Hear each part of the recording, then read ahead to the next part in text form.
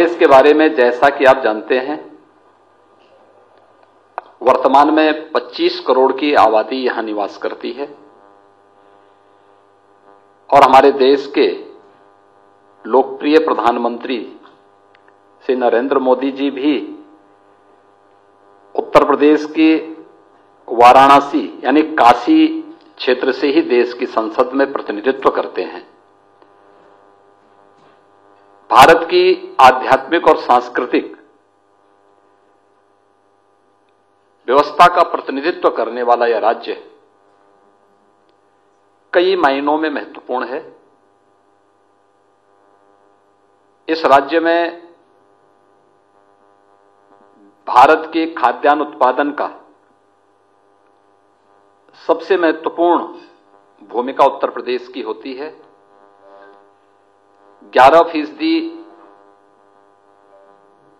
कृषि योग्य भूमि के साथ हम 20% खाद्यान्न उत्पादन भारत का कुल करते हैं।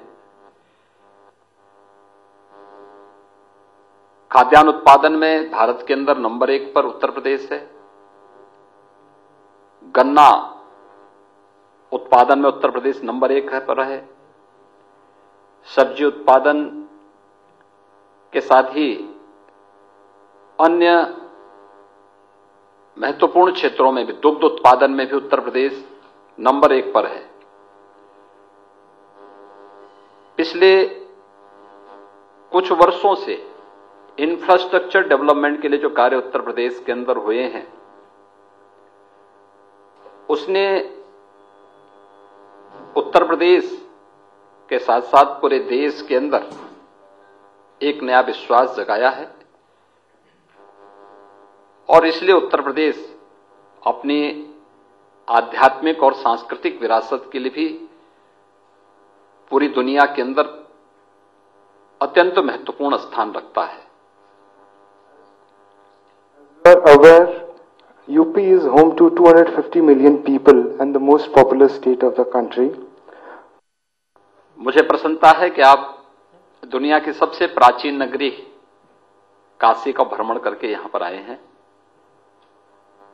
काशी, जैसा कि आप जानते हैं, देश की संसद में प्रधानमंत्री मोदी जी स्वयं वहां से प्रतिनिधित्व करते हैं। ये भारत की आध्यात्मिक और सांस्कृतिक पहचान की नगरी है।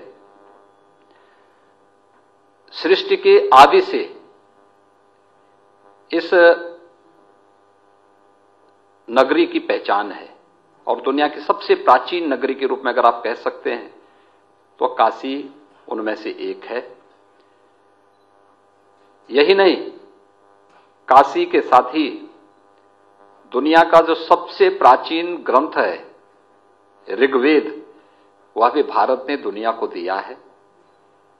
और मुझे बताते हुए प्रसन्नता है कि जापान का यंग लीडर्स भी जापान के हमारे यहां पर आए हुए हैं। जापान की स्मृतियां, भारत की स्मृतियां जापान के साथ जुड़ी हुई हैं, क्योंकि भगवान बुद्ध की पूरी जो भी उनके ज्ञान प्राप्ति की भूमि हो, उनकी सिद्धि प्राप्ति की भूमि हो, उनकी महापरिनिर्वाण स्थली हो या उनकी पावन धारा के रूप में भारत और उसमें उत्तर प्रदेश की धरती महत्वपूर्ण भूमिका रखती है। भारत और जापान के बीच में ये सांस्कृतिक संबंध बहुत प्राचीन है, क्योंकि वहां पर बौद्ध धर्म भारत से ही वहां पर गया और बुद्ध के साथ ये व्यवस्था आगे बढ़ती गई और प्रधानमंत्री मोदी जी ने जापान के साथ इन संबंधों को और मजबूती तक पहुंचाने में जो योगदान दिया। आपने वाराणसी में स्वयं जापान की स्मृतियों को देखा होगा, जहां पे रुद्राक्ष के रूप में जापान के पूर्व माननीय प्रधानमंत्री आबे शिंजो की स्मृति में उन्होंने स्वयं भारत जापान सांस्कृतिक परिषद के माध्यम से इसके निर्माण कार्यक्रम को आगे बढ़ाया था। ये व्यवस्थाएं यानी यह एक संबंधों को आगे बढ़ाने की प्रक्रिया दोनों देशों के साथ है ही। इंडोनेशिया से आए हुए हमारे प्रतिनिधि भी यहां पर हैं।